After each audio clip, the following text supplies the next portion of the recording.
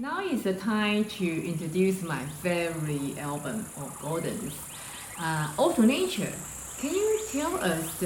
I know you spent the whole more than 6 months, many months to prepare and do the editing. I think it's a lot of effort in this album, right? Yeah, there was actually.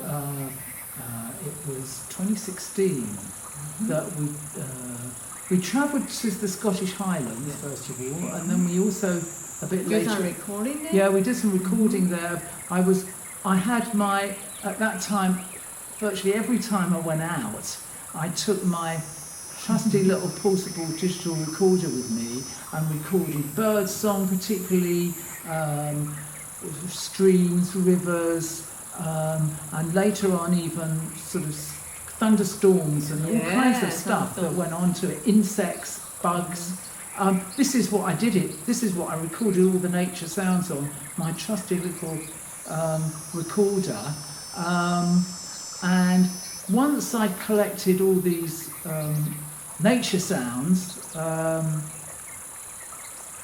started recording a whole set of different instruments. Do you remember? Yeah. You played quite a few of them. I'm not going to recite them all, but just to give you some idea: pipes and flutes and singing bowls and crystal bowls and gongs and shakers and conch. Drums and Chinese drums and Conch in the back.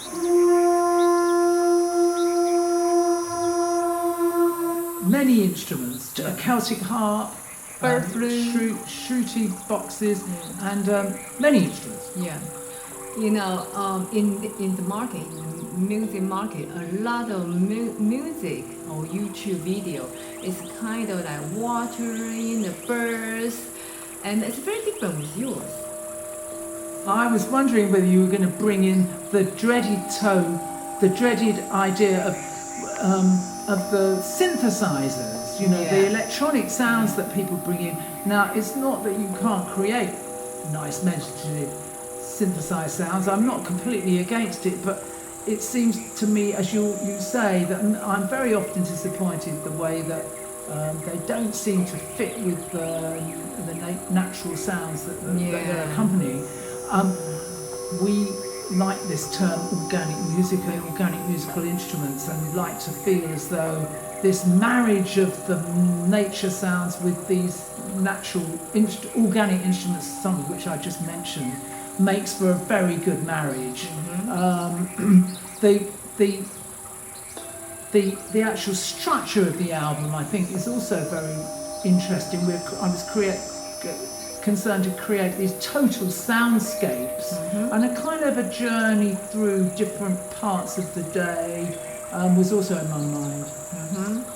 So there's kind of like poet to me. Well, yeah, it's funny you should say that, because I was looking up why did I call it Ode to Nature? It's an ode, it's a lyric poem, often quite lengthy, and usually of a meditative nature. So that kind of really fitted with my concept and the inspiration of the album. Can you tell us what's organic music? Although you said a little bit, what's organic music? What's the difference with organic music and the synthesizer? Yeah, well, what's between organic music and electronic music? Yeah. I think the thing about it is that it's kind of acoustic, what some people would call acoustic music, although that, and again, is a bit of a misleading term, because it sounds like sort of folk singers gathered round playing the ukulele and the banjo and the acoustic guitar. It's organic music. If you imagine the notion of organic food, then it's kind of natural, nourishing, uplifting, healthy. Often the instruments we're talking about have some kind of ethnic origin going back many years, many hundreds of years. Like frame drums, for example, gongs, thousands of years old in some cases, singing bowls. And these instruments, by their very nature, some I don't play, like didgeridoo is another example. Celtic harp, another one that I do play a bit. These have got a nourishing kind of healthy ambience to them that electronic synthesizers somehow lack, I think.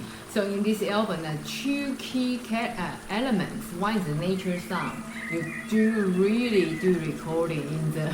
I have shoot a lot of photo you by the ocean, by the seashore, and by the river, and that's a nature sound. You do really do the recording and editing. And the second is organic instruments, organic music instruments.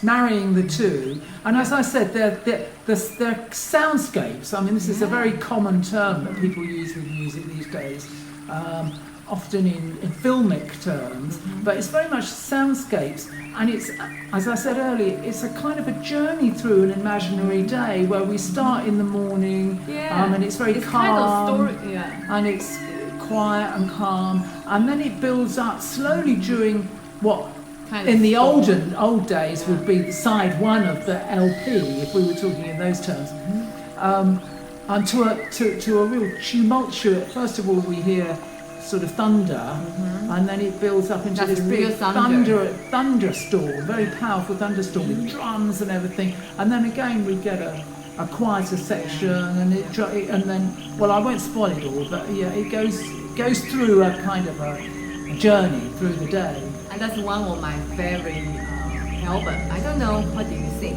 but please leave the message. What do you feel? What do you think? What the music inspire you? Please leave the message there, and please subscribe our YouTube video and press the button of the little bell and press like.